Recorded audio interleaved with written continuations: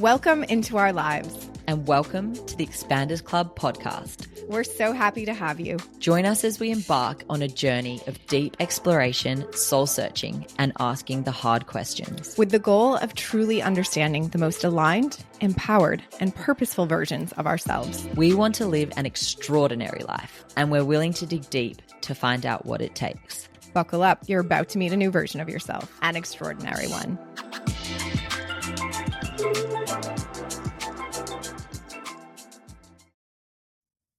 Hello, friends, and welcome to the Expanders Club podcast. My name is Brooke Harris. Hello, guys. Maddie, Madeline, Lucy here today. We laugh because Madeline Lucy is in the middle of a rebrand, and from here forth, she shall be known as Madeline Lucy. It's a good one. I love it. It's so hard to kind of like shift, even though it's my name. It's like I've been calling myself Maddie for so long. And you can still call me Maddie. Still call me Maddie. But I'm going to just need a whole myself. slew of new friends that only know you as new Madeline. Friends. You know? That's the only thing I was going to do. So if you call me Maddie, you're done. It's a 3-strike rule, hopefully. We are happy to be here, and we're so happy to have you hanging out with us. We started this podcast 8-9 months ago. I don't know. February this year. February. It's insane. It's flown by, as life tends to, but we started it because we were, and have been on our own journey of growth, expansion, discovery, and wanted to share our journey and bring in others to kind of help expedite our journey and yours. And so we've had a lot of incredible interviews and guests. We've certainly experienced and uncovered a lot in our own lives and been kind of at warp speed, kind of changing and shifting, and it's been good. I mean, if we think about how our life was in February this year to how it is now, I feel like a different person. I look back on videos of when we first launched the podcast and I was like, who is that girl? Yes. I love that. I think it's all in really good ways. I mean, I think we're going to get into it maybe in the next episode, so stay tuned. Do a little bit more of a reflection and deep dive, but this year has been intense, and we were both in such different places. And I mean, I thought I had a heart condition because I didn't you did. There was some real concern there. Yes. You thought it was your last year to live. I mean, truly. And I was spending it with you, so. Oh, what a blessing. So maybe I get a 6-strike rule, Yeah, I'll give you some more for that. Fair. Yeah, so, and where were you? You were in a time. You were in a time.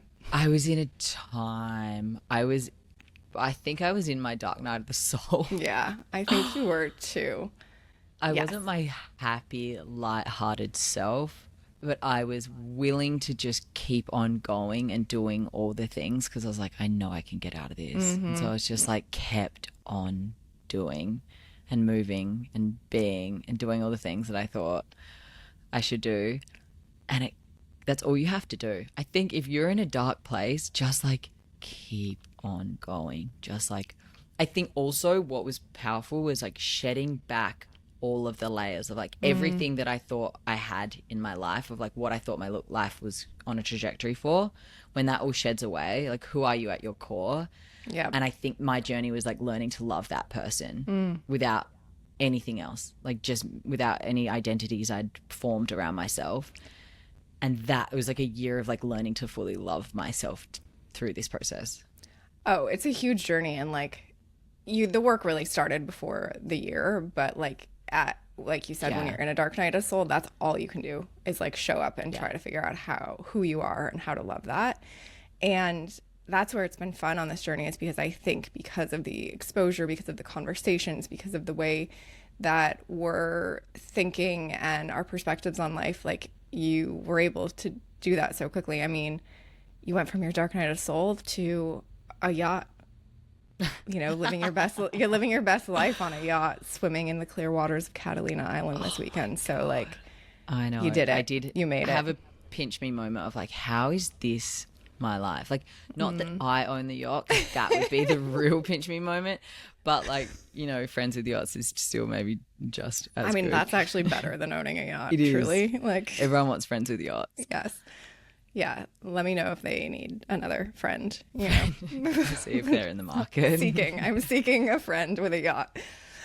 But while you were on the yacht, I was cleaning out my closets this weekend. Wow. An important job nonetheless.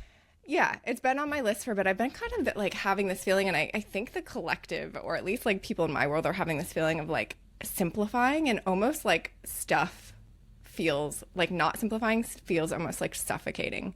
Yeah. And so I've been having that itch for a few weeks, and finally I just made time to clean up my closets. Mads, I got rid of like 90% of my clothes. 90%? Yes. I was holding on to shit for like years. I don't know. Stuff that like there's no way I'd even wear now. And you know what helped me? I think we talked about this on an episode, our Pinterest pages that we made. Oh, yeah. Yeah. So I think a few episodes back we talked about this. We each made, you know, this is not where we started coming out of the dark night of the soul, but once you've evolved like through your who am I journey, we created these Pinterest boards that were visuals of like who we are stepping into, who are we becoming. And I used that. I kept that open on my computer and used it as a reference. All the photos and the lifestyle and the vibe and the, you know, the brand, whatever you want to call it, as a reference to every piece of clothing I pulled out. And I was like, does she wear this? And yes. Turns out 90% of it she does not. Oh my God, I love that. A friend once said to me, like, dress for the position you're like aiming for, you know, like dress like a CEO or whatever, you know.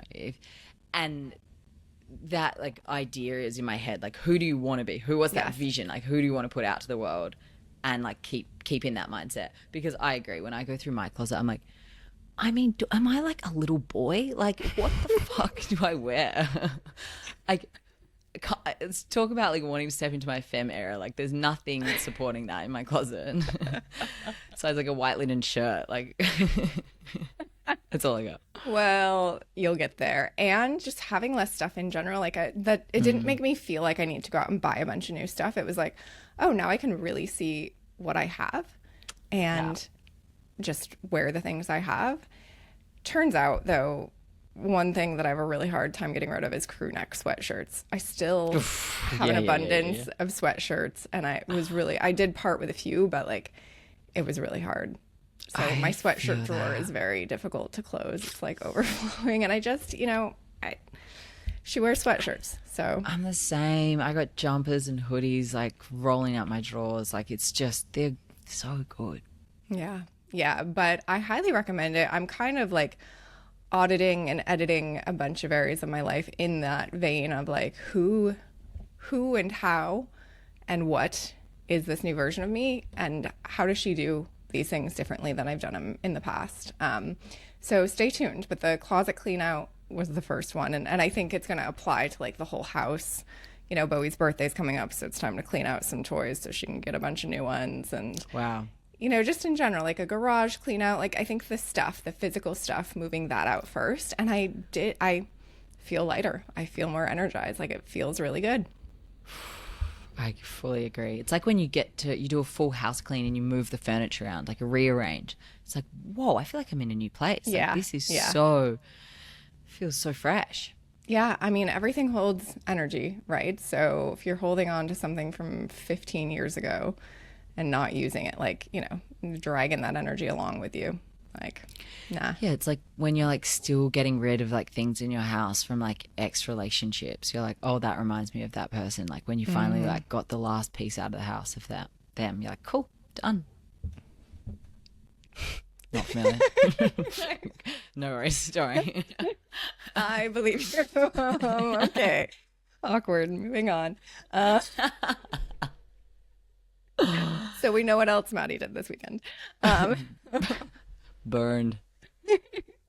No, but yes, agreed, and thank you. And excited for everyone to hear this episode with an old acquaintance of mine, Meredith. We kind of grew up in the CPG world. Consumer packaged goods is what CPG stands for, in food and beverage, and started our businesses, kind of at the same time. Way back in the day, we were both, or at least Meredith looks incredible and seems to have a lot of energy. I was like younger, more vibrant, like ready to take on the world, She's moved on from her original business, but has another really cool one that I will tell you about. But it was cool to journey with her through her just life experiences. And one of the biggest themes that kept coming up was, facing fears, and the idea that fearlessness is not fearlessness is not having fear.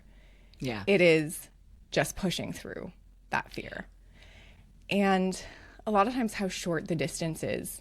Like, it's actually, I just had twice this weekend to different people. I was like, hey, it's just one conversation. Like, I know it's intimidating, you're afraid, whatever, but it's just one conversation. Then on the other side of that conversation, you're done. And I think that's like how fear is a lot. It's like, it's just one move, one adjustment, one conversation, one act, and then you're on the other side of it, versus like what we spend so much time like working up in our heads and energy and worrying about. And we can waste so much more time in the anticipation, in the fear. And once we face it, you're more often than not going to feel better on the other side. Yeah. And it's always interesting to like get to the bottom of the story of why we're afraid. Fear. I mean, I think being an entrepreneur, you have an interesting relationship with fear, because almost every day you're like pushing through things that are hard and difficult, and that like a version of you was once afraid to do, or if you stop and think about it, you're like, holy shit, this is big. I'm kind of intimidated, but you like just don't stop and think about it, and you just do it. It's a place you kind of live in. Like, you learn to exist in that world of fear. I had that example this morning. A friend messaged me and asked me if I wanted to like partner on an event and like co-host kind of thing. And I remember the first time she asked me to do this for another event, and we felt scared. I was like, oh my God, okay. And I really like thought about it back and forth. Okay, can I do this? Questioning. And I did it. And now this is the second time she's asked me, and I didn't even second guess. So I just wrote back and said, yep, cool, no worries. Check my calendar, done. Yes. And I was like, whoa, all I had to do with that was once. And now that thing becomes easier. I can do it again and again and again and get bigger and bigger and bigger. Yes. Well, it's a muscle that you exercise, and then until all of a sudden you're like actually not afraid of doing anything because you trust yourself.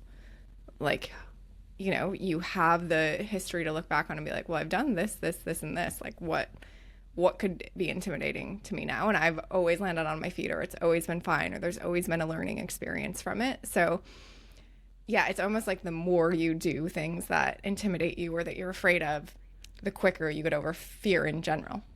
Oh, and it's such a good feeling overcoming it. Like, give yourself the opportunity to prove that you can do these things, because you're capable of more than you think you are. Yeah.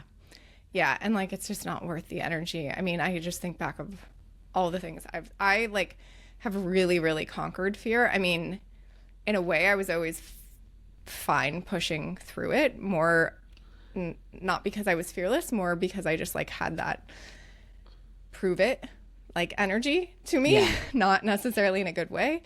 But like, I don't think at this point in life, like, I don't think there's anything that I would feel afraid of other than snakes, which I'm working on that.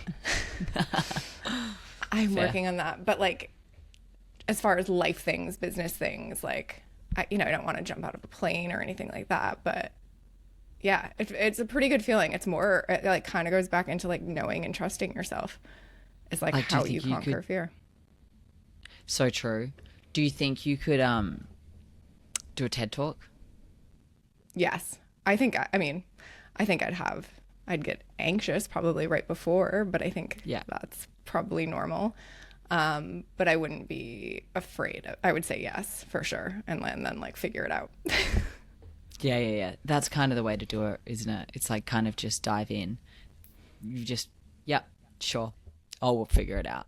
Yeah. I mean, I remember you telling me back in the day, starting the business, starting Good Milk, you're like, look, had I known what I know now, maybe I wouldn't have started it. But when I just went in blind, like ignorance is bliss, and I was kind of just with this mindset of like, well, may as well just do it.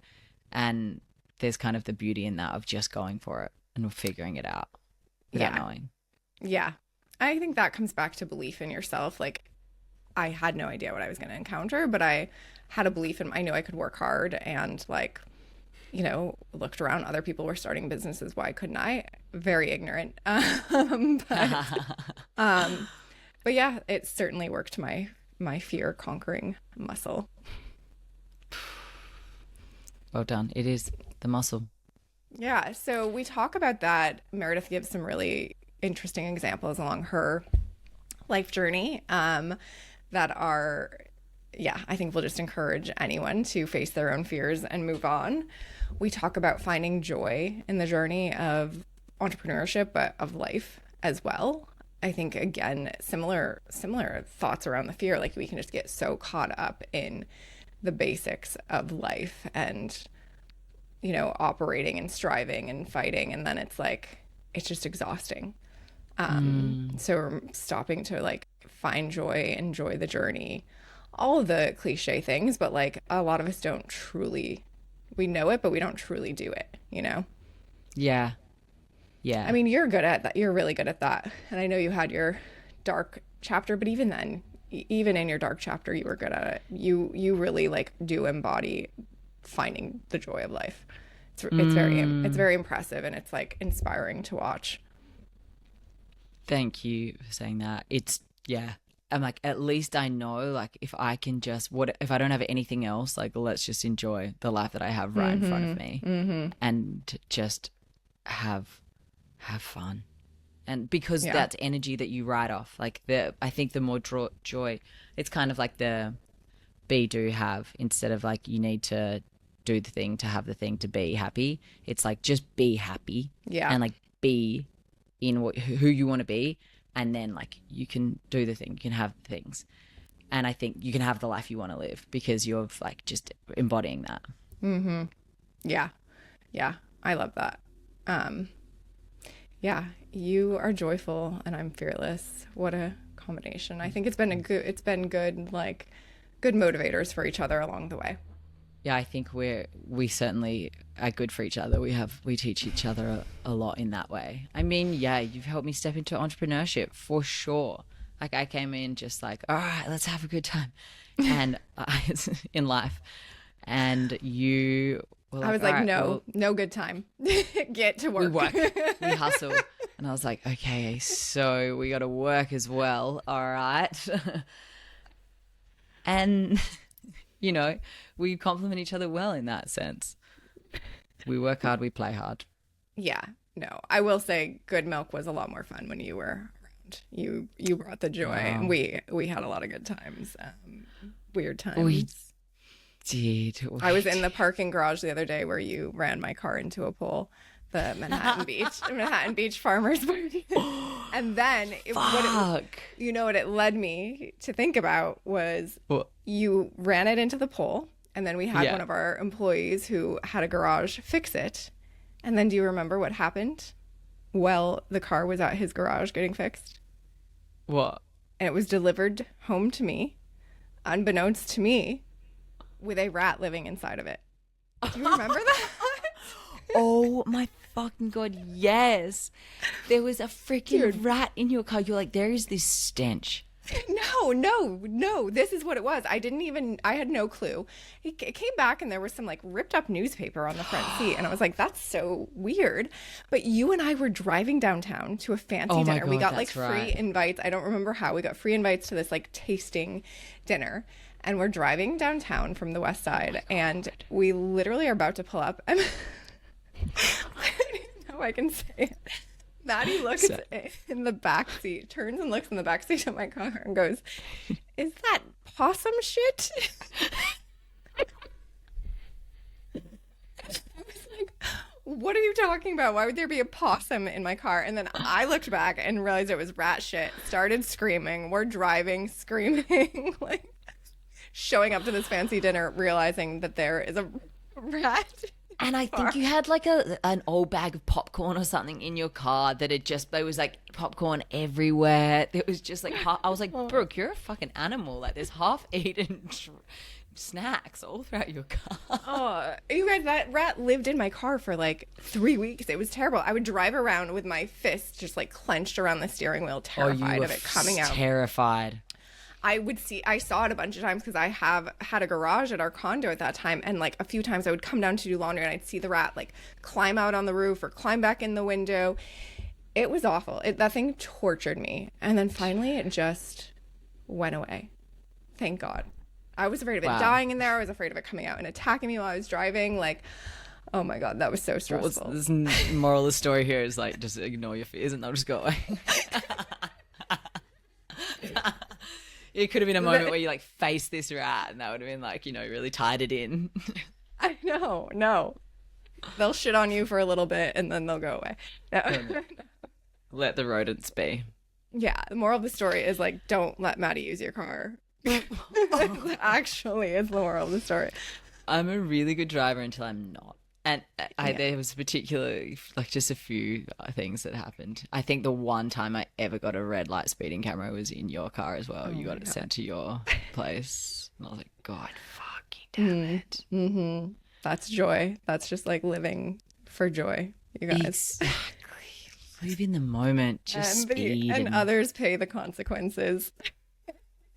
Everyone else will sort it out. Good times with that. Nothing that had nothing to do with this episode, rat poop, but it's a fun story and one that like I will never Thanks forget. for bringing that one back up. Yeah. Enjoy this episode with Meredith. I think you guys, you know what, I ordered, so her new brand is called Tethos. And she's sourcing really incredible teas, really farmer forward. Her sourcing practices are just impeccable. And she's made with tea. She's made NA wines. And I ordered some up. I was in Napa for my best friend's baby mama blessing, and I ordered some up to Napa. And we had them at the mama blessing, and they are delicious. Like they're just made with tea. They're made with some grapes, but they're not fermented. They have like a nice body to them. A really good, like, it just felt good to have a drink that actually tasted good, that I didn't have a bunch of sugar or weird stuff in it. And I guess all that to say, like, I highly recommend it. Tethos, like ethos, but with T, is the name of the brand, TETHOS. And on social media, it's at drink.tethos. So check out her brand, support her. She's doing really cool stuff. Has just a person with a ton of integrity, creating a brand that's looking out for her consumers, looking out for the farmers, really doing it all right. And I give her so much credit for that, because that is really hard to do. Yeah. So we wish her experience, Brooke. Yeah, yes. We wish her all the success. We want to support people like that, have more products like that out in the world. And, really grateful she came on to share her story. I think you guys will enjoy it. And yeah, we appreciate you. Thanks for riding this roller coaster of this intro with us. We went a lot of places. Hopefully you learned something, or at least got a good laugh. Hopefully. We love you. We appreciate you. Thanks for your support, and thanks for hanging out with us. Bye, guys. Enjoy the ep. Meredith, happy Friday to you. I am so happy to be sitting here and catching up after we've known each other many years and kind of seen and watched each other's journeys from afar.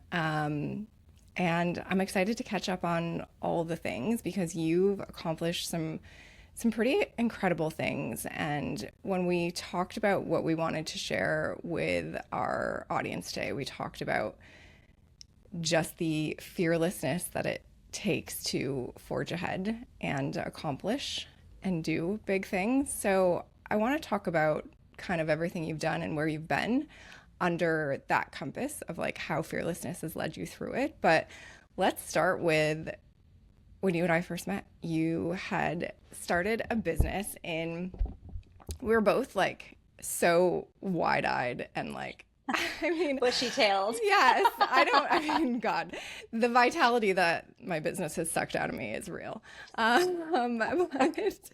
hopefully you don't feel that way, but I don't know if there's a way around that Oh, on the we can journey. talk about that for sure. Yeah, but we both had this mission of like changing the world through food, and we're doing it with fresh and frozen products, like the hardest thing to do. Like take me back to that, Meredith, and kind of like what your mission and purpose was in life at that time. Yeah, and I love that we've met so many years ago and that so much life has happened, and I'm excited to catch up. When I first started, I never in a million years did I ever think that I would go into business because I actually always just wanted to help people. And I took the route of winding up in healthcare. I was working in electrophysiology and cardiology, and I loved my job. And it was where I thought, I can really make a difference. I can help people until I realized that unfortunately, our Western medicine healthcare system is set up in a way that treats sick people and doesn't make profit off of people that are well. And I started thinking about how can I prevent people from winding up in the hospital in the first place? And Yeah. that led me to seeking out a degree in traditional Chinese medicine and acupuncture and learning about the body holistically and how it all synergistically works together, and really about root cause symptoms and how it's so important to treat the cause and not the symptom. And that was where I first learned about bone broth, which led me, of course, to meeting you and starting my first company. And, I never thought that it would wind up that way. I thought I was going to be a health Yeah. practitioner. But then I started reaching so many people through food, which I personally I'm such a foodie. I love food. Yes. Yes. And so Mhm. it just seemed like such a natural fit. I remember in the early days when I started unpacking what the food system was, and I think you and I can probably talk at length about what processed food is in America today. And realizing that especially like the soup section for me and traditional foods like bone broths didn't exist in the market the way that our ancestors and pretty much every ancient civilization had in their repertoire. It just didn't exist in grocery stores. So when I started making it myself and realizing that actually this takes a long time to make well, and a lot of people just want to pay somebody else to do that, is Yeah. really where the magic started, with starting my first company, which of course was a bone broth business and soup company. And that was where you and I connected, Yes. which was years ago. And both of us just had this mission of improving that food system, which I think is so beautiful. The rise of bone broth was really beautiful, and it's so backwards, right? Because we grew up with these like bastardized versions of soup, understanding what soup is, and then you take it back to the roots and you're like, oh no, soup started as bone broth and had these really healing, beautiful medicinal properties.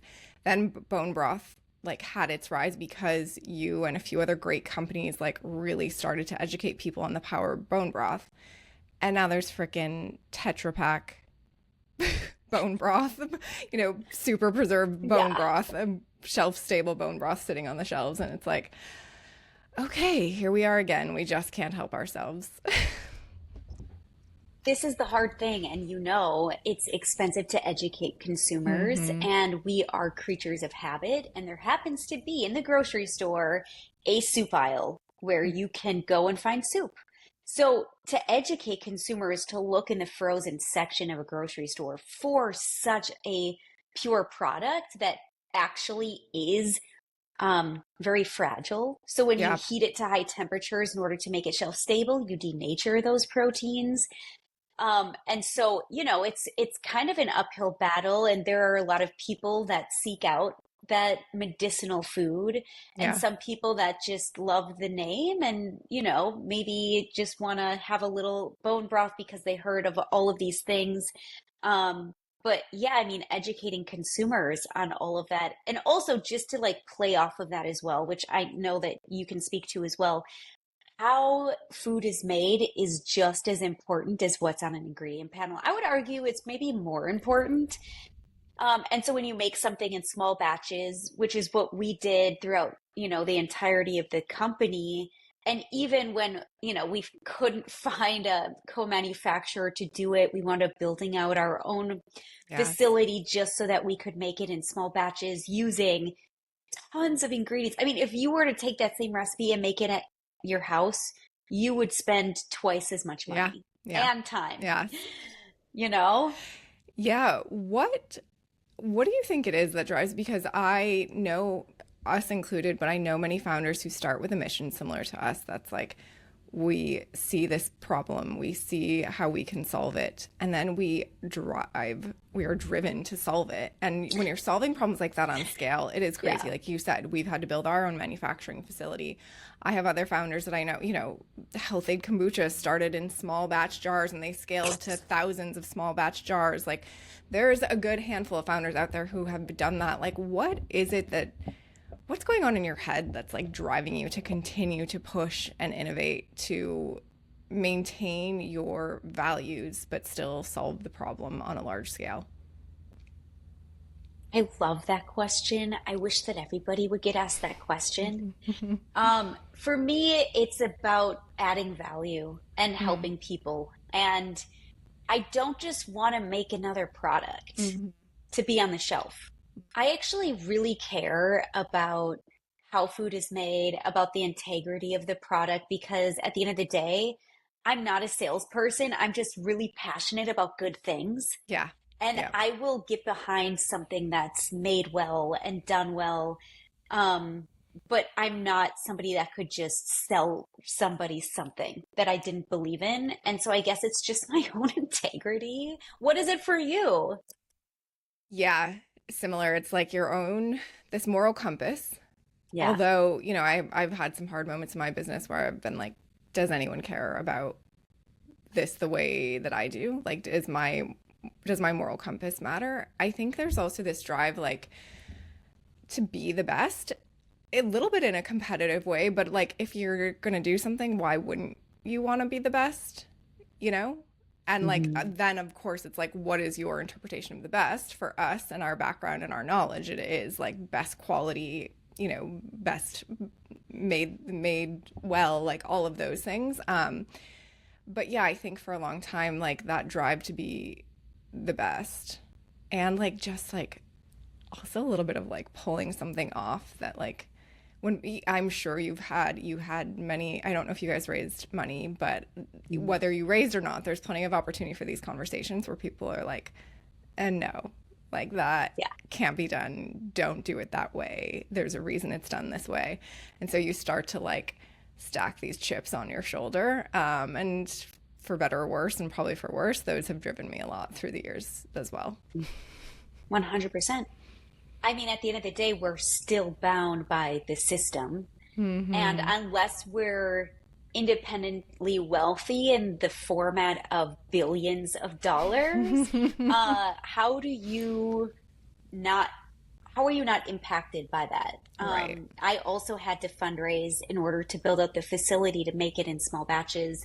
But at that time, when I did that, I also brought on several large customers to make products for them. So we wound up building an omni-channel business model out of it. So you have to, as you know, you have to invest in something that's larger than what you need at the time. And we were fortunate to be having conversations with people that really wanted our product, but we just couldn't make it for them because Yep. we were busting at the seams. And so we brought them with us, and we were able to justify some of those early expenses, luckily. And that really helped fuel our growth when we were expanding into retail, and we had our own retail store. We had food service, you name it. We had it all. And so that just helped. Yeah. Talk to me about like what personal traumas, fears, things you faced through that business, because like I can feel it. Very relatable for me. Brooke, if I would have known everything, I never would have done it. Oh And I yeah. think that there's a beauty to that, that ignorance is bliss, because I did create something beautiful that really honestly helped so many people. But I remember, I mean, you we grew very fast, very quickly. And it was my first company of that scale, and we had investors and people that relied on their salaries, and we had to get money in because we weren't meeting these outrageous sales expectations, which in hindsight never made sense. That, Yeah. in hindsight is 2020, but if I Right. could have gone back, I would have pared that down probably in half. Um, and needing to raise money constantly once we hit that level in order to maintain that. And I was easily 50 pounds heavier, not because I was eating more. It's because I had so much anxiety and stress that I couldn't, my body was just holding on to everything. I couldn't Yeah. let it go. I had the weight of the world on my shoulders. I know you can relate. And I remember several vacations that I went on. You don't really get a vacation, you're working the whole time. Um, Having to troubleshoot. And like, I remember one time I was in Lake Tahoe and I had to work the entire weekend. We had this whole fiasco with our facility that we had to do all of this work for. I had to email so many people. Um, we got through it, but I took a kayak out and I got to like go out in the lake and clear my head, and then I went back and I got back on the computer and did it. So I don't know, a lot of trauma.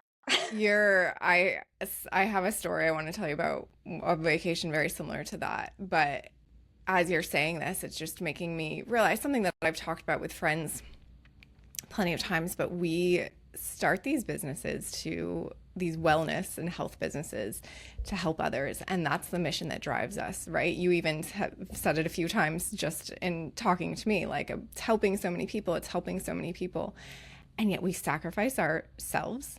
We sacrifice our wellness, our mental health, our relationships, probably some of the mental health and wellness of our family because of the way we're able to show up. We sacrifice our friendships, whether we know it or not in the time. And all in the name of like helping other people. And it's like, hey, babe, like put the fucking life jacket on first. Like, like help yourself Yeah. first. And Yeah. then, yeah, we get to these breaking points where we are just burnt out, crushed, have the weight of the world on us. And it's like, for what? For what? For plant-based milk? For bone broth? Like, so it's this Yeah. very weird little world that we live in. And I think you and I both stepped into businesses at a really interesting time in the world. We were both like I think you were on the west, were you living on the west side of LA at that time? Mhm. So West Side founders were kind of like celebrities for no freaking reason. Like I feel like we got put on this pedestal and then and told like how great we were, how brilliant what we were doing was. Raised money. Like my first few raises happened so easily that was like also kind of like this interesting like mind game. Told how great we were, told how important what we were doing was, given these numbers that were like, okay, they're smarter than us, they have more experience. Of course we can do that because they're telling us to do that or saying that we can or have these expectations. And it was like literally like as if we were an Uber or a Casper or, like those are companies we were being compared to. And it's like, bro, we're making food. Like that is, it was just this whirlwind of a time where like there was money, there were expectations, there was excitement. And really what we were doing was and why we started was such a grounded thing and reason and products that like we should have never got caught up in that world. That was like, almost two different worlds. So I don't know if that's happening today. I don't think there's money swirling around like that right now, but like I think it was like we'll call it right time, right place for us to learn our lessons, you know. Well, and props to you for still being in the same company, Hmm. for Hmm. continuing to pound the pavement, for continuing to better society with the products that you're making, knowing that it's not easy. Hmm. There's so much um, courage that goes along with that. And it is scary, I would say, to continue that path. But also going back to what sets your soul on fire is I know I'm making a difference. And if I stop, who's going to continue to carry that torch? Yeah. Because it's so easy to do what everyone else is Yeah. doing. It's hard to do it the right way. And we just have to continue to, battle forward. So props to you for, still doing the plant-based milks and Thank you. what you're doing all of this time. I think there's so much courage in that. Yeah, thank you. I think the conversation around fearlessness definitely resonates with me, and like resiliency, almost to a fault, right? Like we said, till we get to this place where we Yeah. don't give up and our Mm. maybe our business and products are thriving, but like, are we thriving? And like Mhm. we, I one of the things I see a lot of founders and business owners, and like they bring this beautiful gift to the world of product. Certainly in my world, it's usually products. The founders that I know are creating products. They create these beautiful products, build these teams, like create these beautiful businesses. It's like, man, if you can do that, like imagine what else you could do. Like this thing that has become your whole purpose for me, it's been 10 years. Like, and like, look how you've pushed through. Look all the things you've fought. Look at the resiliency. Look at the fearlessness. It's like, wait a minute. What if I applied that to something like, what if there was something even bigger that could have bigger impact and I Mm. applied that too? So, and I see that in a lot of founders, like there is this ability for something big, and sometimes you get stuck in what you started because you're like, but I started this, I can't give it up, I need to prove that I'm fearless, I'm resilient, I can see something through. um and I think that might be an interesting segue into like you've had a journey since then. You stepped away as CEO, right? Mhm. Tell us about that moment, tell us about that journey, because that I think is braver than pushing forward, if I'm being honest. Honestly, I think that there's bravery in both, and letting go of your baby. It was something that I created. It was my baby. I built it from nothing, and you can Mm-hmm. relate to this. It's something that you brought into the world, and so to let that go is one of the hardest things that you can possibly do. And I think that there's a lot of fear put around what is next, that you are worried because you identify so wholly with what you've built.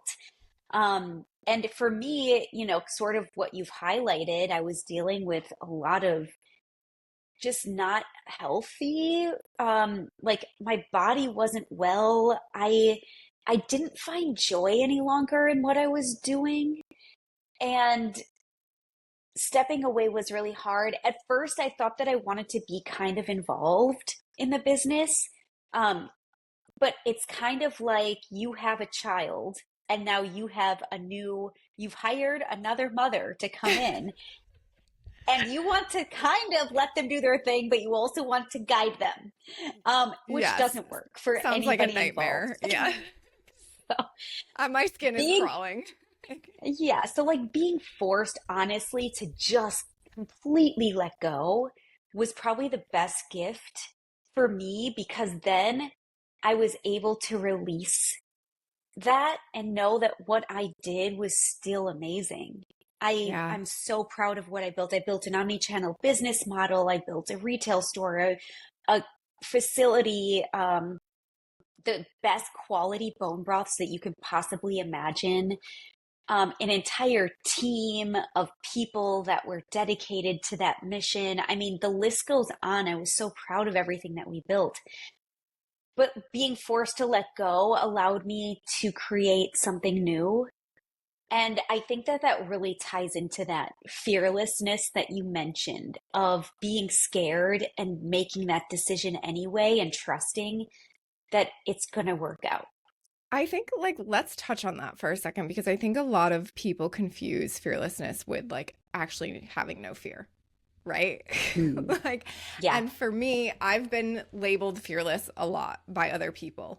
Um, Certainly not by myself because I know how I'm feeling, right? But I Yeah. think that that's something where people get confused. It's not fearlessness is not having no fear.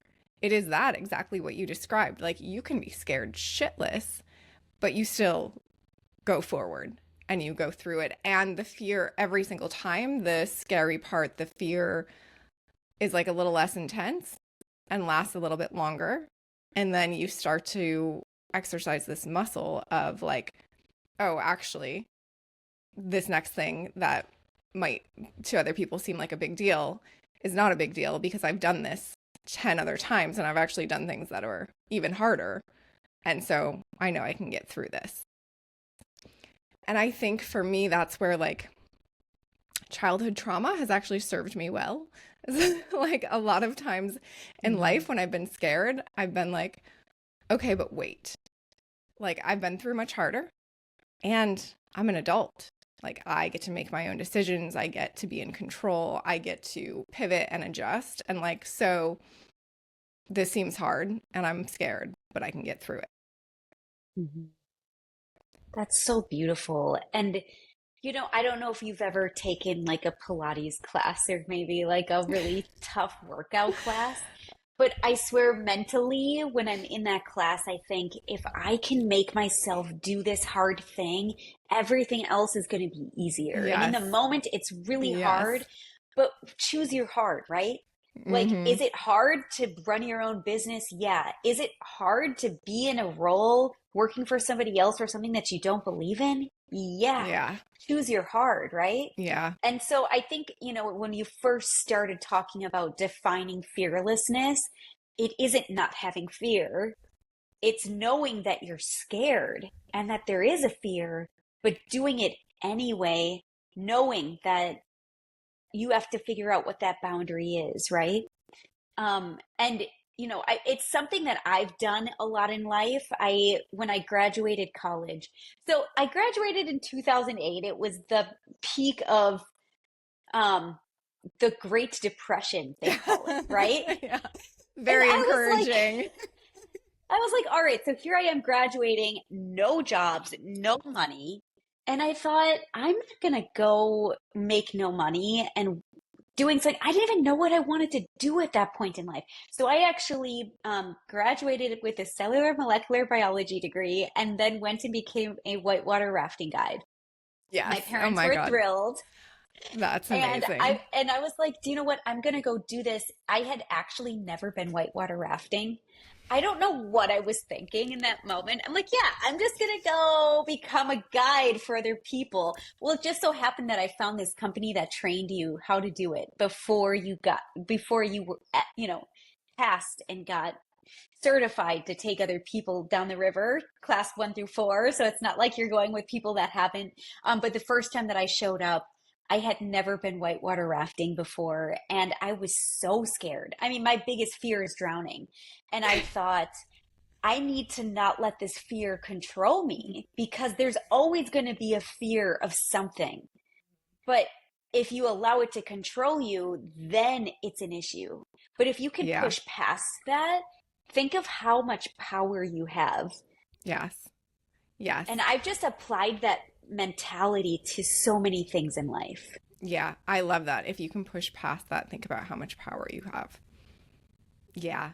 That's incredible. I have to tell you that I too was a whitewater rafting guide No for way. yeah, in like 1 through 3. So what is there? There's like five or Five. six stages of of like the rapids. Obviously 1 is the lowest, 5 is the highest. I think the biggest I was ever in was 4, but that was not as a guide. That was like for fun with the group. But yeah, one summer I grew up in New York State. In the area that we grew up in, there's this like huge canyon. It's called Letcher State Park, and there's waterfalls and this beautiful river. And Obviously, once you're past, you can't raft like before the water. They're like massive waterfalls, but there's an area that you can raft on. In one summer that I was home from school, they train you, and it was pretty cool training. Like it was actually like kind of like, this is stuff I need to know for life. Yes. Like if I'm ever going to be near water, like, so that was pretty cool. And then, yeah, that summer I was a whitewater rafting guide. It was so much fun. Oh, I love that. I knew I liked you for more reasons than what was just on the surface. Yeah. I think there's something so cool. I've met so many amazing people, and it's just something so beautiful. I learned so many life lessons throughout that time, that I was able to apply to even business. And, one of which was don't follow the raft in front of you. Just because they're going Yes. that route does not mean it's right. Yeah. And so I think that was probably one of the biggest lessons that I took away was make your own path and utilize the information that you have. Like, Yes. are they going to make it or not? Did they do something right or wrong? Be observant, but don't just do something because somebody else is doing it. Yeah, I mean, I have never really thought about and analyzed this, but yeah, you have to be like thinking ahead. You have to be observing a lot of different things. You have to understand what's going on under the water. Like, yeah, it's like there's a lot of analysis going on. Yeah, and it's such an extreme sport, but it's honestly so fun after you've Yeah, done it. yeah. And so from there, I wound up becoming a paragliding pilot because I thought I'm not going to Oh stop my at just God. whitewater rafting. Also, you're only young once, Oh, yes, yes. Okay, now we're talking. Tell us about this. Well, I mean, honestly, for me, I don't have a fear of heights. I'm actually more scared of drowning than I am flying. But I did have a near-death experience while paragliding Oh my God. that pushed me to a limit where I was like, you know what? I think I'm good. I made it out alive. I'm really happy that I did. I had some incredible experiences, don't get me wrong. I mean, soaring next to eagles. Why can't humans Oh my fly? God. I don't know. Yeah. Oh, yeah. But when you hike up a mountain, I don't want to hike down. I want to fly down. Yes. So I guess I just use Damn. this laziness mentality. Yes, I love that. I definitely had that in me when I was younger. Now I'm out of age where I like, just the fears come. I have a kid to think about. Yeah. But Different kind of fears, right? Oh, yes. I mean, yes, as you age, I think, and like acquire things that you love and a life that you love, then it's like this whole new set of fear comes in. Yeah. Oh my God, I love that. And then somehow you paraglided into LA and started selling bone broth. Yeah, well, like I said, like I didn't know what I wanted to do. I just knew I wanted to help people. I kind of started with, acupuncture, and that led me to Oh So Good, which I grew into millions of dollars. But that whole process just taught me how much I love food as medicine. Yeah. That's really what I'm passionate about, and that there's still a lot of work to be done. Oh my goodness. There's still so much work that needs to be done. I think we're still scratching the surface of all of that. I think there's still this, business was asked for a very long time to make cheap food, and they answered and they did that. But now we're seeing what happens when you eat a lot of cheap food. Yeah. Our health diminishes. Yeah. It's hard. It's a hard business to be in. It's hard to have the information and know it. It's hard to then look at the people around you. It's also hard to like be fighting the fight in this business. And then if anything's trendy or catches on, then big food does take it and kind of bastardizes it and ruins it and makes the shelf stable, processed version of it. And then it makes it even harder to communicate with consumers and educate them. And so food is like not for the faint of heart, the food business, being in it and fighting the fight and the battle. And it's arguably the most important. It's the one thing that we literally need to survive. And when we look at even beyond, the label, the processing, where are we sourcing that food? matters a lot. So after I stepped down from Oh So Good and I was in this no man's land of what do I want to do, See, I that's still scary. That is scary. that is scary. Yeah. It's a different kind of fear of like, wow, now what? And there's so many different directions that you can go in. Do I want to stay in food? Do I want to pivot? What do you want to You do in life? also had this, I mean, I'm curious because you had this identity tied to Oso, to your business. So what's that moment like where you're like, oh, I'm not out in the world as Meredith, the founder of this business and the CEO of this business anymore. I'm just Meredith. And like, That was really hard, honestly. yeah, That was something that I had to learn the hard way. I think if I could go back and do it over, and what I am doing now is I'm keeping and maintaining my own identity and also having a business. The yeah, first time around, I was Meredith, the founder of Oh So Good, and everything surrounded around that. Now I have all of these different identities and things that I'm bringing. I'm actually currently running two businesses. So how do I just align with one? right. Which actually helps a lot. But also, um, at the end of the day, Brooke, even just the podcast that you're creating is still your identity outside of, Yes. the milks. So I think that you just keep leaning into what brings you joy and everything will work itself out. There's like those three circles, the Venn diagram of how to figure out, what you should do in life. And it's what do I love to do? What brings value to the world? And how can I help? What does the world need more of? And it's like, once you put those three things together and figure out what's in the middle of that, that's sort of where you can find your path forward. And, wherever you are in this path, Brooke, today, know that tomorrow isn't promised anyway. We have no idea what's going to happen tomorrow. But if today isn't bringing you joy, then think about what can in the future and then just make steps towards that.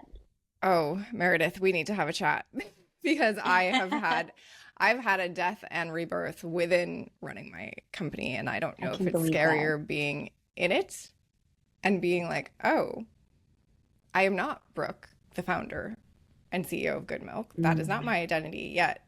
I'm still, in one way, having to I still have a lot of people that have that expectation. And so the past year and a half has been, I had a really tough fundraise that just crushed me. And even the aftermath, then bringing on the wrong investor who crushed me even after Mm. I had their money and things were going well, and continues to show up with some lovely lessons for me. And so I woke up probably where you were when you left your company of like, who am I? What do I care about?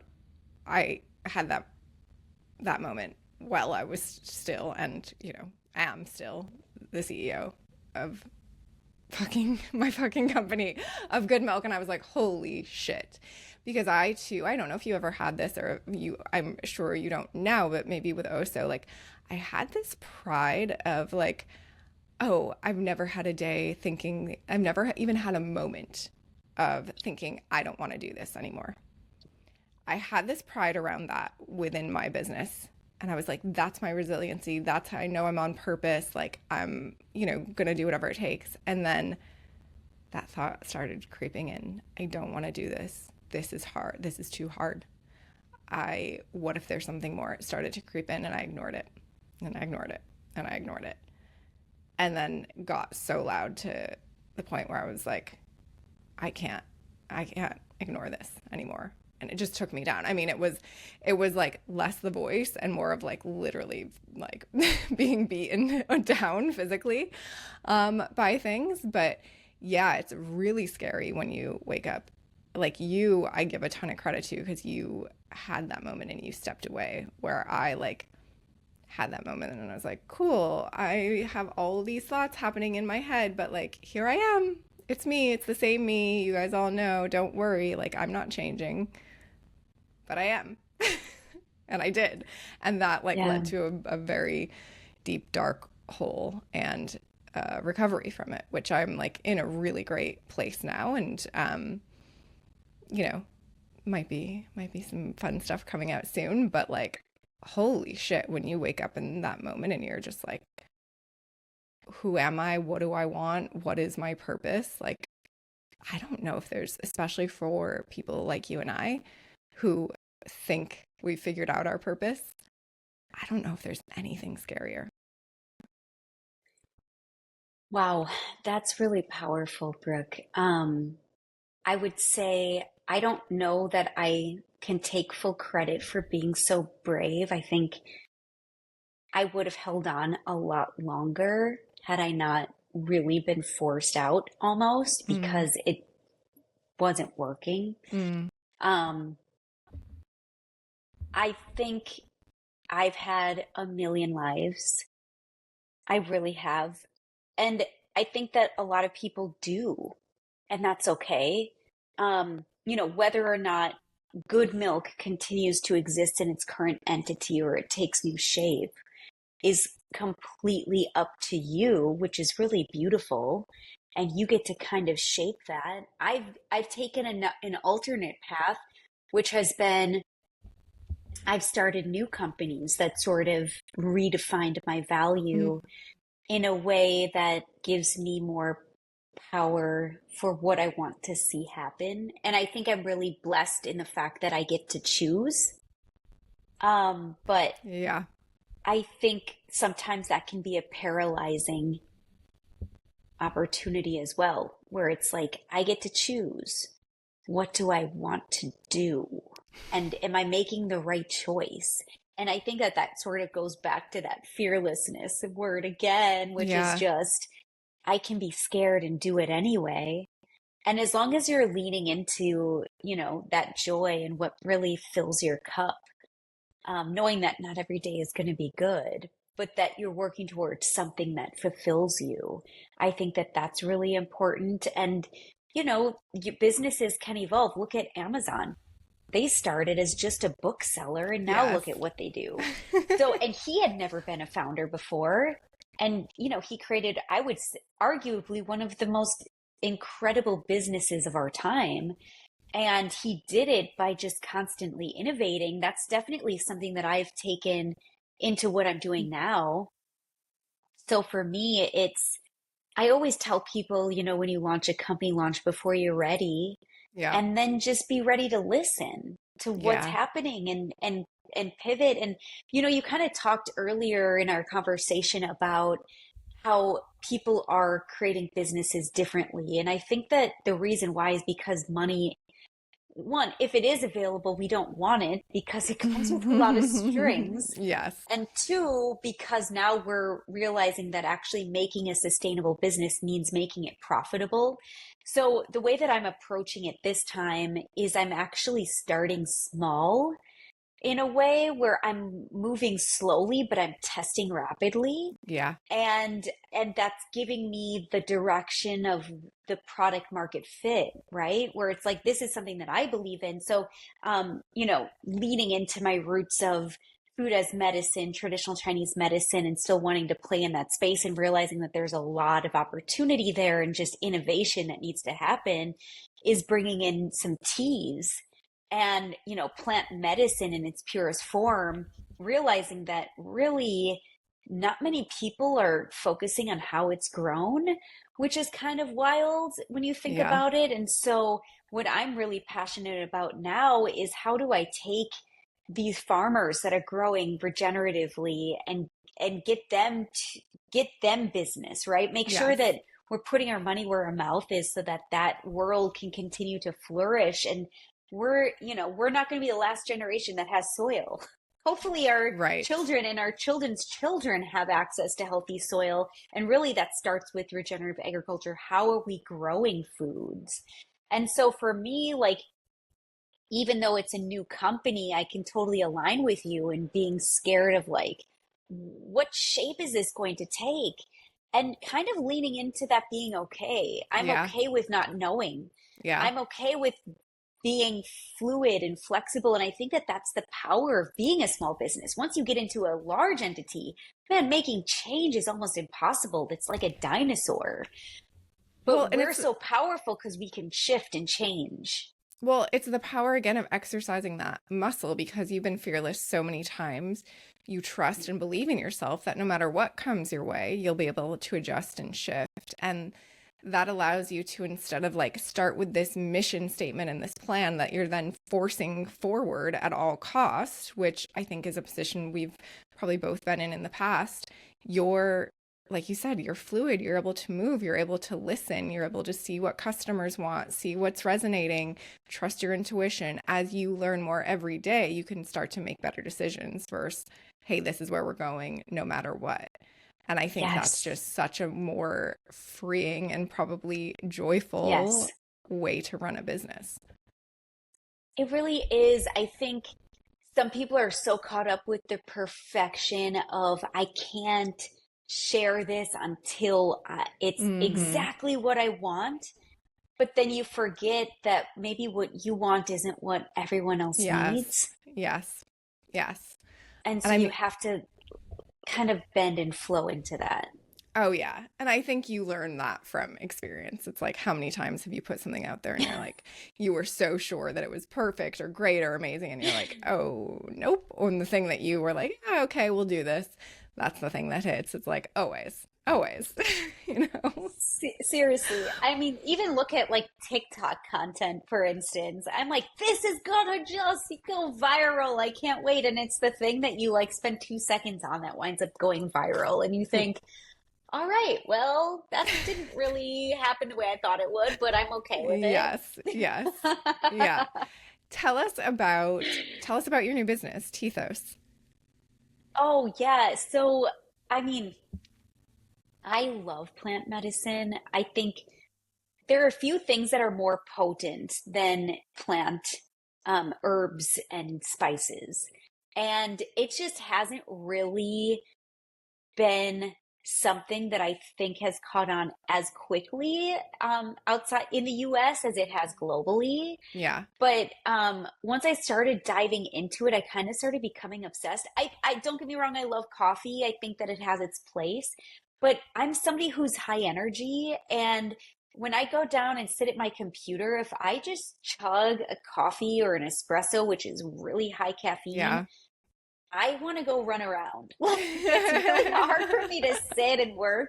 So Yes. I'm always looking for grounding energy. And so I stumbled upon, once I started diving into the world of tea, I just started kind of becoming obsessed with it. And I started, enjoying matcha, which has L-theanine naturally, which actually curbs the crash that you experience with coffee. And so it's just this gentle rise. It's not as highly caffeinated. And then you have just this steady, even keeled energy that just it's like a breath of fresh air. And once I started enjoying that, I discovered, whoa, like what else is there? And then I started getting into, ceremonial teas and all tea as we know it that's caffeinated comes from one plant, which is Camellia sinensis. But how it's produced and made is really where we get all the different varieties. Oh, And then, of course, cool. yeah, Okay. and then of course it's like, how is it grown, And so, for instance, I've partnered with small family farmers that are going above and beyond organic to do regenerative practices. Actually, I have a black matcha that's certified organic and regenerative. Yeah, let's hold there for a second because Yeah. I've been matcha obsessed since before matcha was cool. Like I've been Yeah. drinking matcha for probably 12 years. Always preferred it over coffee, and I have never heard of black matcha, so please enlighten me. Actually, Brooke, you probably have because it's technically called hojicha, Oh, which is hojicha. Yes. it's a Yes. toasted matcha. But a lot of people don't understand hojicha, and I'm a Yes. marketer Yeah. at heart, Yes. and I Brilliant. see green matcha, and I'm like, huh, there's a green matcha. Let's make a black matcha. Brilliant. Yes. Yes. I love that. So, And I love hojicha. It's same. a very different taste than matcha, but it's like, yeah, it's nutty and delicious and it has way less caffeine, right? It does. I'm switching off between this really delicious mint tea and my black matcha. But what I love to do, it's slightly less caffeinated. It's got more of a coffee taste. So Mm, I found that like some people love the flavor of matcha and some people don't. I think black matcha bridges the gap in between coffee yeah. lovers and matcha Yeah. lovers. So you still get everything you love out of matcha, but you get sort of that like toasted nuttiness of coffee.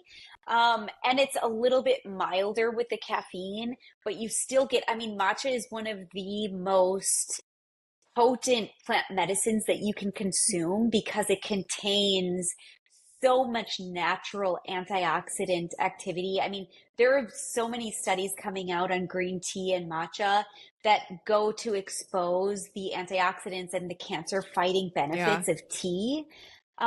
So I'm very obsessed with matchas. And then I also have this really beautiful oolong that I'm going to be bringing in that's grown from like a sixth generation farm that I got to Cool. go visit That's recently in cool. Taiwan where oolong was created. This dong ding, it's like, oh, it's so beautiful. Um, and so I'll be bringing that on shortly. And then here locally in the States, I've been partnering with farmers that are going above and beyond organic growing as well. I'm really excited about this mint tea that I recently launched. It's like a Girl Scout cookie thin mint. Ooh, It's okay. that Okay. potent of a Yeah. mint, but there's no added sugar. It actually helps curb your sugar cravings, and I'm so obsessed. I'm drinking it right now a little bit. Um, it's You've shown me like four beverages that you're drinking I right now. is it just me? I have I like love five it. cups of No, beverages at all times. yes, I'm the same. But I each love thing it. offers something a little bit different. There's the heat, there's the energy, there's the cooling, It's like Yes. you should see my medicine cabinet. Are you the same? Oh yes, yes. I mean the tinctures, the daily routine. I've like thought about filming it before and I'm like, I'm gonna need to leave some stuff out because like my day, if I don't have like my first before I do anything, it's like four different beverages to start the day, Yeah. like um but it brings us joy. So It brings me so much joy. Like I said, I'm such a foodie at heart. And I've always really loved people that love food. There's just something about having the warmth of like having guests over and sharing something that you love and you're passionate about. yes. I love it. There's a lot of joy and love and gratitude that goes into food. And that's one of the reasons I love that you're talking about the source and the farmers. Like, I can imagine being a tea farmer, especially in the US, is probably like, it's probably a grind, And I'm sure Yeah. they're not wealthy off of it. It is like got to be something that you're doing for the passion and love of it. Thanks for bringing that out. Man, even globally, it's a hard job. Like my teas are handpicked. You have to hand harvest Right. because you have Yeah. to find the best leaves. And then when you Mm. take that even stateside and you look at, the mint tea this harvest was short. Like they didn't produce naturally. It just didn't produce as much. And so how do you deal with Mother Nature and, things happen. And because it's grown without pesticides, sometimes you don't have as big of a harvest, but you still are doing things the right way. And I think that that's the hard part is like you almost feel punished for Yeah. doing it the Yeah. right way. Yeah. But at the end of the day, it's like you just have to stick to your integrity and know that it matters. Well, it's hard. We've gotten more familiar with the business operations of some of our almond farmers and almond growers Yeah. here in California that we work with, and realizing like the ones making money off of food are definitely not the farmers. Like as it goes up the chain, like they're the ones making the least margin, and as it goes up the chain, it's really like the Nestle's, the Coca-Colas, the ones that are expecting a 50% and higher margin on their end Yeah. product, and they suffocate. It goes down the chain and they suffocate every other channel that it has to go through because they need the margins at the end. And so it's really heartbreaking. We've been talking to a lot of almond farmers, and it's like a lot of them this past year have sold the almonds are selling for less than it costs to grow them. Mm, It's wild. yikes. Yeah. Yeah, it's That's really hard. heartbreaking. That's really hard. I will say just a story, and not to, knowing that this doesn't have the ability to happen all the time. Because the mint farmer that I work with had a lower yield, had to charge more. He didn't force it. But my whole thing is, if I'm going to be partnering with somebody, in order to have a solid foundation in that partnership, I need to make sure that you're making money. Yes. Yes. Otherwise, this isn't going to be a partnership that we can Right. sustain. Right. So I actually paid him above and beyond what was agreed upon so that he could have a Yeah. profit to reinvest in his business. Because at the end of the day, Brooke, if we're not supporting the lifeblood of the growers, then we don't have a product at Yeah. all. And so I think that that's such an important point. And that isn't included on a label. That isn't something that you just put somewhere. And so I think just having these candid conversations is really important so that other people can realize that, small businesses are still the lifeblood of the world. Yeah. Yes. A lot to go into there, but I want to go back to your fearlessness journey. Yeah. And like I love the examples that you gave early on, the whitewater rafting, the parasailing, like just amazing.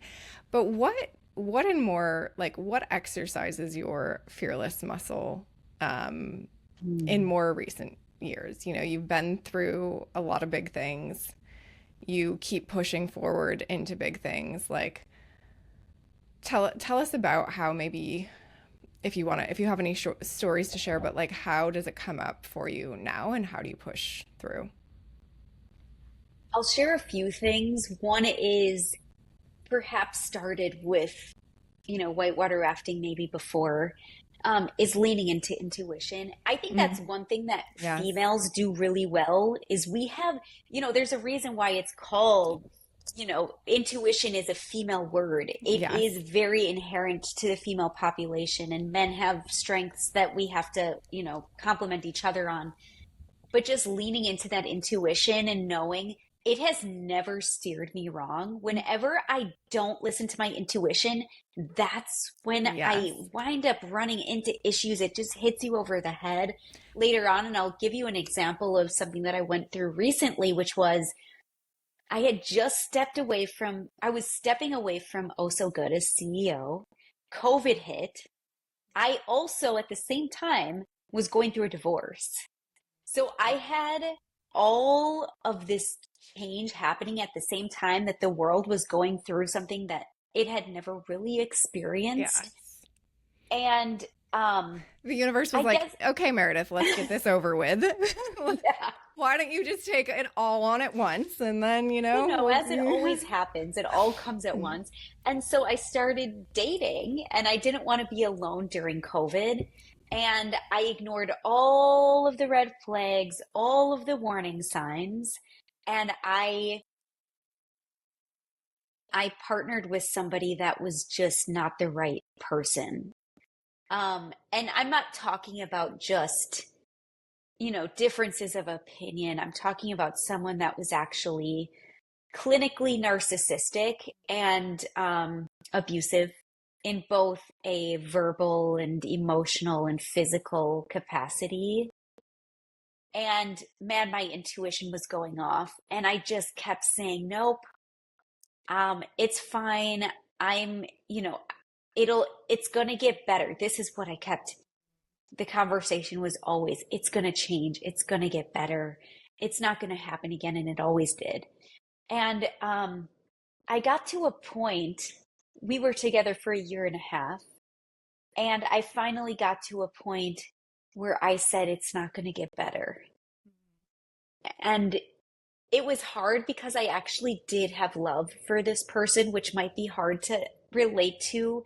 And never in a million years did I think I would become one of those people in a Right. relationship that was Yeah. abusive, especially because I'm such a strong, independent woman. And I found since then also that it typically happens to strong, independent women. But I stood up to this man who is easily twice my size. I'm also short. I'm like 5 foot, so it's not hard to do. But man, that was scary. I think of everything that I've done that took courage. I think I'm like the most proud of that. And to be honest, Brooke, it's something that I kept close to the chest that I didn't share. And only recently did I decide to share. And honestly, it took just as much courage to share that the first time as it did to walk away from that situation, because there's so much shame that comes along with that, of you choosing to be in a situation that's harmful, and a lot of people not understanding how you could continue to do that to yourself. And I just realized that in order to move forward, I think a lot of people need to know that it's okay to be scared and that you deserve more. Yeah. And that sometimes you just have to hear that from someone else. And I thought I can really turn this into something beautiful that other people can hopefully learn from and get out of a situation, whether it's an abusive relationship or whatever it is. We deserve to be loved and Yeah. in a position that's fulfilling for us. And if you're not in that position, it's it's scary, but there's so much beauty on the other side. Yeah. Get the fuck out. Like that Yeah. is I think what actually is really helpful is being able to, and I don't know what your experience was while you were in it, but I think once you can put a label on that person, like you said, narcissist, I don't know if you did that in hindsight or within it. I've had my own experience, luckily not a partner. My husband's amazing. But this investor that I mentioned, it wasn't until it was like with these types of people, there's charm, there's a lot of what they do and say that like makes a lot of sense. They boost you up, and then they come in and they're completely crazy people. And you're like, but no, but 50% of what you do and how you act seems right. And the other 50% is total chaos and craziness. And I can't make any sense of it. And then you're trying to run it through the logical world. And what would you do if you were in this situation? Like, like trying to make sense of it. And it wasn't my situation so much smaller than yours because this was someone I was able to keep at an arm's distance, right? But it wasn't until my girlfriend, who's a hypnotherapist, I was telling her about it because this consumed my world. It impacted. I had like was having panic attacks, had heart stuff that I just recovered from, for all the things that, your body physically goes into fight or flight or beyond that. And it wasn't until my girlfriend said, "Oh, he's a narcissist." And obviously I'd heard that word, but I was like, wait a minute, what does that mean exactly? And I started to understand what a narcissist was and their behavior patterns, and that there was nothing I was going to do or anyone was going to do to change or impact him. That's when I started to be able to separate myself from it. And like the words didn't actually mean anything anymore. And that was really helpful and healing for me. And then I was able to look back and be like, oh, some of my major male relationships with my father and my stepfather, okay, they were narcissists. And that like, it almost like puts up a wall in a nice way because you're like, okay, there's known language for it. There's symptoms, there's ways of dealing with it. And also don't stop trying to make sense of this because it's not, you are two very different people. And that helped me a lot. Thank you. I really appreciate that. As you were talking, it just kind of brought me back to that moment where I honestly thought that I was stuck. I didn't think that I could leave. I didn't think that I could change. I didn't think that I could walk away. I thought that there was no way out.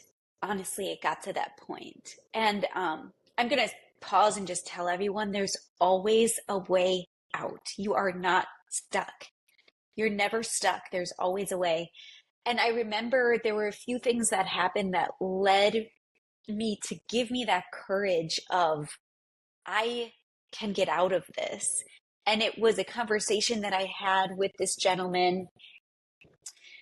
I went to this in-person conference. It was like one of the first in-person conferences since COVID. And it just so happened there are people that are brought into your life and you don't know why, but for some reason he and I were having this conversation and it led to me telling him about some of it. And we were going back and forth with stories of like times that we had overcome death and fear and all of these insane situations. Like, I kind of touched on the time that I barely survived paragliding, or there were things with whitewater rafting, blah blah blah. We were talking about these things and he said, Meredith, you have everything within you to succeed and to survive and to overcome. And something clicked inside of me in that moment when I realized, oh my gosh, I can get out of this. I can. And there were a few other things that happened simultaneously. But it just gave me the courage that day to stand up to somebody that had made me feel so insignificant and small. And things had lined up perfectly in that moment. And I won't go into all the details, but I will share that God was absolutely on my side. I never would have gotten out of this had it not been for a miraculous series of events that happened that couldn't have happened any other way. To me, even like having to seek out a restraining order against this person and not realizing that in order to get a restraining order, you actually have to serve that person, but you can't be the one to do it. It has to be done by somebody else. And if you wait for the police to do it, it might not ever happen. And this person was, it would have been very difficult to find this person. That's all I'll say. And the day that I needed to serve him, it just so happened that there was this woman that I met that just like got in my corner and said, I will serve him. Like, don't worry. And she did it in a way that made sure that that person could never contact me again. And anyway, there are things that just happen in life. And I know for a surety that had God not been on my side, it would not have happened the same way. And timing sometimes doesn't make sense to us in the moment, but it always makes sense after the fact. Yeah, I love that point. And I think that that is like something to take with you in those fearful moments, right? Too, is like that assurance that, hey, something bigger than me, like it's always worked out. Something's always had my back and gotten me through things. Like that's where I can drop some of the fear or continue to be fearful and still power through. Like it's hard to say this because I know you went through something really difficult, but even in that, the universe, God, whatever anyone listening wants to call it, did have your back.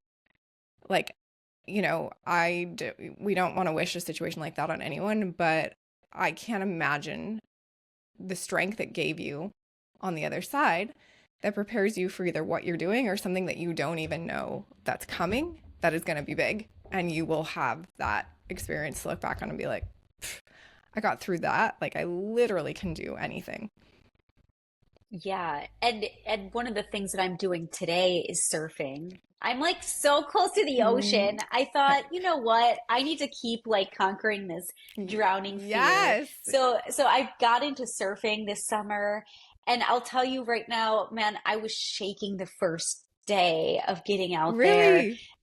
I was shaking and I was like, it's okay, like I can do this.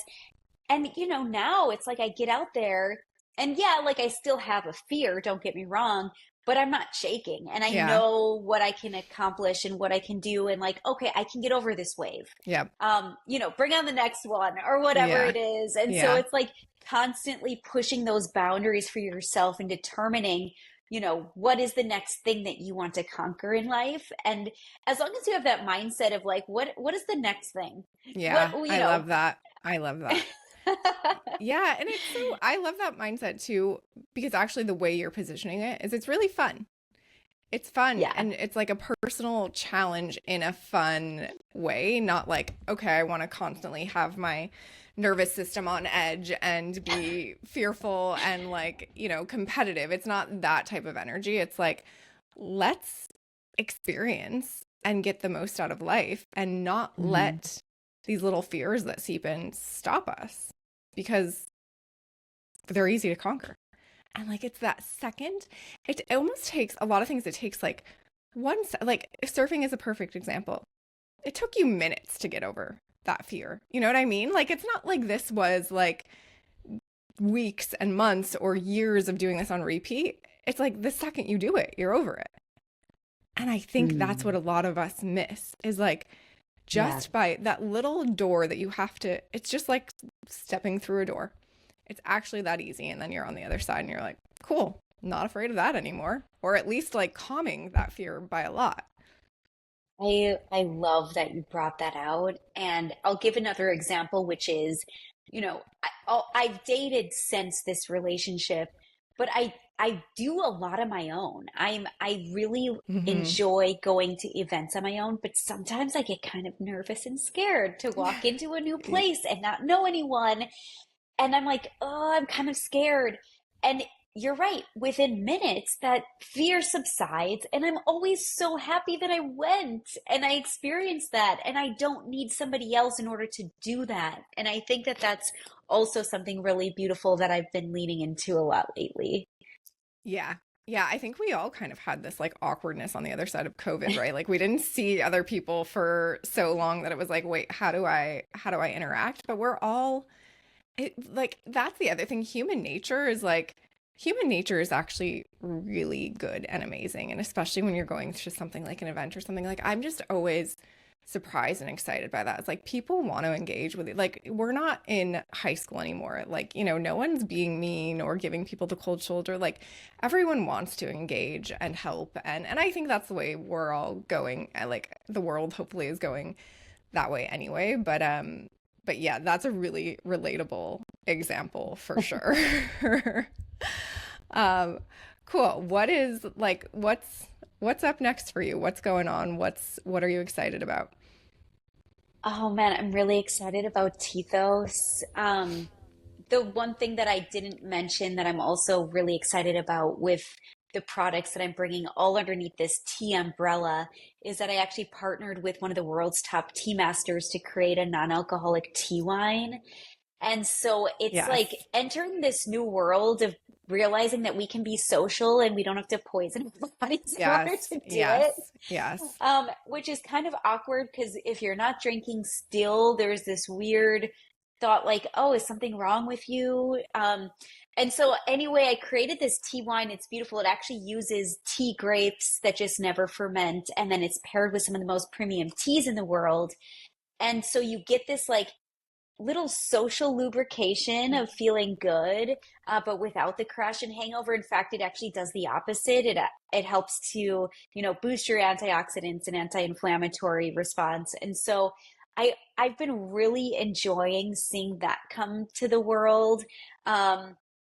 And in general, I'm just excited about more travel. I'm headed to Japan later this year. I'm going to be Amazing. visiting some matcha farms and some tea farms. And yeah, I don't know. I'm just constantly pushing the limits and boundaries and figuring out what's next. Love that. You're living, and Yeah. I can see and feel your joy and your peace and Uh-huh. excitement. And it almost feels like you're excited for the scary stuff, or Mhm. like the stuff that feels scary, Yeah. right? You're excited for that little pings of like, ooh, this is hitting me in a way that feels fearful. Great, bring it on. I I'd say that you're this in the same. If you were a whitewater rafting guide, you've got the same thing that I do. Yes. I mean, I think all founders like either we're either really dumb or we're fearless. So let's choose. I choose Yeah, the fearless title. You know. I love Um, that. yeah. This is awesome. So where can people find you? Where can they buy Tethos? I am the non-alcs. I'm so excited by. Yeah. I'm going to Napa next weekend and I'm going to order some to send there to my friend's house because I haven't drank in the past. It's been almost 2 years that I haven't drank, Mm. kind of for some, you know, similar reasons that you're probably onto, like just wanted the mental clarity, wanted to be able to hear and tune into my intuition. Also was like, wait a minute, I spend all this money on supplements and detoxing and self-care rituals, and then I'm like literally poisoning myself. So yeah, so I'm so excited to try those. So let us know I where we can love find that. everything. You can find all of my teas at drinktethos.com, drinktethos.com. You can find me on social media at the Meredith Life or at drink.tethos. And I'm just so excited to connect with you all. Please feel free to reach out. I love finding community. I think that's one of the most important things that we can do in life. And so if for some reason you want to get in touch, please don't hesitate to. Hey, Meredith, I have two last questions for you. One, what are your signs? Do you know your sun, moon, and rising? Just so people can, for those out there relating to your story, I think it's fun to hear. I love that. I'm a Sagittarius. I don't remember my other ones. Um, I think Okay. I'm a what's it called? A You got to have oh, some what is water in there. I feel water. I feel an earth and a water sign in there somewhere. Oh, well, you tell me what I am. I I would love to don't. hear. I have no idea. I'll, I'm Sagittarius, but I'm definitely flowy. So, okay, okay. I'll find out. I'll get your birth yeah. information offline, and I'll find out, and I can let everyone know in the intro. I love that. And you have 20 seconds with someone to say something that will make an impact on their Mm, life. What do you say? that's heavy. Um, Honestly, what I would tell everyone is we all are just trying to do our best, and that the majority of us just really need more love. I think that there's no matter how much love you give, it always comes back to you. And I'm always so amazed at how much, I give without expecting anything in return, right? I'm on the board of a nonprofit, for instance.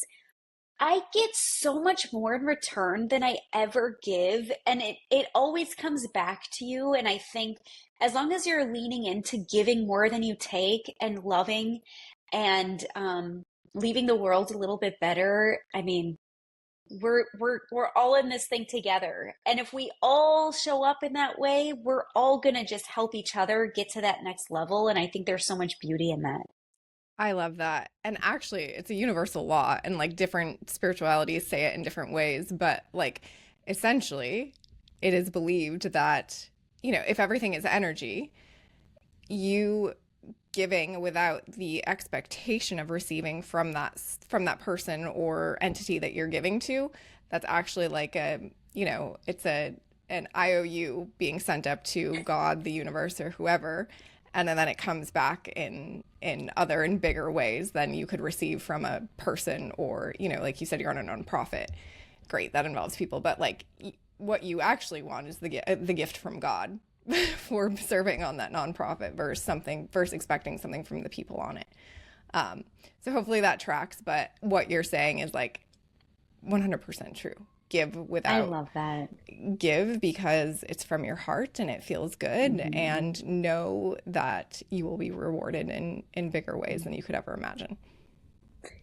Oh, what a beautiful ending to such a wonderful conversation. I mean, honestly, I've had so much, it's brought me so much joy to catch up with you today and so many good tidbits to walk away with. So thank Yeah, you so much. same. And I think everyone listening will relate to your story, many different pieces of your story. You've lived many different lifetimes within this one. And Yeah. so thank you for sharing everything so candidly and openly and beautifully. Mm. Appreciate you. And I loved love where we started, and I love even more where we are now.